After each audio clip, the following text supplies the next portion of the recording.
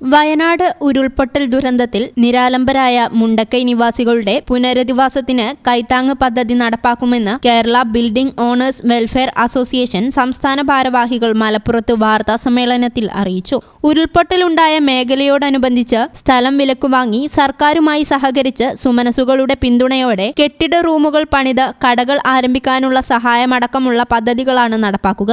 സ്ഥിതിഗതികൾ അനുകൂലമാകുന്ന മുറയ്ക്ക് കെട്ടിട ഉടമകളുടെ സംയുക്ത സംഘടനാ പ്രതിനിധി സംഘം ദുരന്ത സ്ഥലങ്ങൾ സന്ദർശിച്ച് അനുയോജ്യമായ സ്ഥലം കണ്ടെത്തി പദ്ധതിക്ക് രൂപരേഖ തയ്യാറാക്കും. ജില്ലകളിൽ നിന്നും യൂണിറ്റുകളിൽ നിന്നും മറ്റു കെട്ടിട ഉടമകളിൽ നിന്നും ആവശ്യമായ തുക സമാഹരിക്കാനാണ് ലക്ഷ്യമിടുന്നത്. Kerala building owners confederation chairman കൂടിയായ സംസ്ഥാന president Pazheri Sharif Haji, general secretary G Natarajan Palakkad, working president K Salahuddin Kannur, working secretary P Alavikutty, സംസ്ഥാന സെക്രട്ടറി ചങ്ങരംകുളം മൊയ്തുണ്ണി, പാലക്കാട് ജില്ലാ സെക്രട്ടറി റീഗൽ മുസ്തഫ എന്നിവർ വാർത്താസമ്മേളനത്തിൽ പങ്കെടുത്തു.